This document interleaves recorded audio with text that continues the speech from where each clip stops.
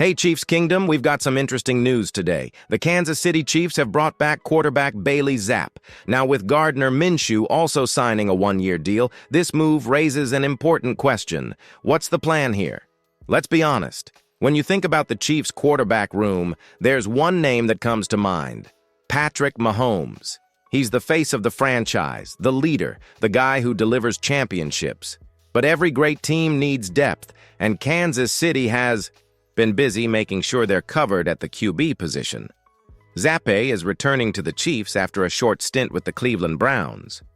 His journey in the NFL has been a bit of a roller coaster, bouncing between teams, fighting for a spot, and now he's back in Kansas City.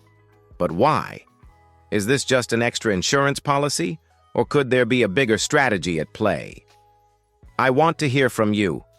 Do you think the Chiefs need more quarterbacks beyond Mahomes? Or is this just a routine move to keep the roster balanced? Drop your thoughts in the comments and stick around because we're diving deep into Bailey Zappe's career, how he ended up back with the Chiefs, and what his role could be moving forward. Let's get into it. All right, let's talk about Bailey Zappe. You've probably heard his name before, but do you really know his story? This guy has had quite the journey to get back to Kansas City, and it's worth taking a closer look at how he got here. Zappe made a name for himself at Western Kentucky, where he put up some ridiculous numbers. In his senior season, he threw for over 5,900 yards and 62 touchdowns, both NCAA records. Yeah, you heard that right. He was lighting up defenses left and right, proving he could sling the ball with the best of them. That performance got him drafted by the New England Patriots in the 4th round of the 2022 NFL Draft. But his time in New England didn't go as planned. He was initially seen as a backup to Mac Jones, but things got messy. The Patriots cut him before the 2023 season, then re-signed him to their practice squad. That's when the Chiefs stepped in, picking him up and bringing him to Kansas City's practice squad in late August. Zappe stuck around for a couple of months, but then the Cleveland Browns came calling. With Deshaun Watson out for the season, the Browns were desperate for a quarterback. They signed Zappe off the Chiefs' practice squad, and he got his first start in Week 18 against the Baltimore Ravens. It didn't go great.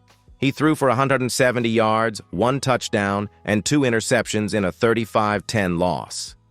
Not exactly the dream debut, but it was a valuable experience for him. Now, he's back in Kansas City, competing for a spot once again. So here's the question for you. Do you think Zappe has the potential to develop into a solid NFL quarterback, or is he just another backup bouncing around the league? Let me know in the comments. So now that we know Bailey Zappe's journey, let's talk about what really matters, his role with the Kansas City Chiefs. Because let's be real, Patrick Mahomes isn't going anywhere. He's the heart of this team, and as long as he's on the field, the Chiefs are Super Bowl contenders. But behind him, that's where things get interesting. Right now, the Chiefs' quarterback depth chart looks like this. Patrick Mahomes. No explanation needed. He's the starter, the leader, and the best in the game. Gardner Minshew, the veteran backup, signed on a one-year deal. He's got real NFL experience, having started games for the Jaguars, Eagles, and Colts. Bailey Zappe versus Chris Oladokun. This is where the battle happens. Both are competing for the third-string QB spot, which might not sound like much, but it's more important than you think. So what does a third-string quarterback actually do? Most of the time, they don't see the field in the regular season, but that doesn't mean their role isn't valuable. They help run the scout team in practice, they develop under the coaching staff, and, most importantly, they're one injury away from being the next man up. Let's not forget that the Chiefs have used backup quarterbacks before in crucial moments. Remember when Chad Henne came in for Mahomes in the 2020 playoffs and led a game-saving drive? That's why having a reliable backup plan matters. And even though Zappe might not see the field right away, if he can prove himself in training camp and the preseason, he could earn a long-term spot with the team. But here's the big question. If Mahomes had to miss a game, who would you rather see as the starter? Minshew or Zappe? Vote in the comments. Now that we've broken down where Zappe fits on the roster, let's look at the bigger picture. Why did the Chiefs bring him back? Is this just about having extra depth, or could Kansas City be thinking ahead?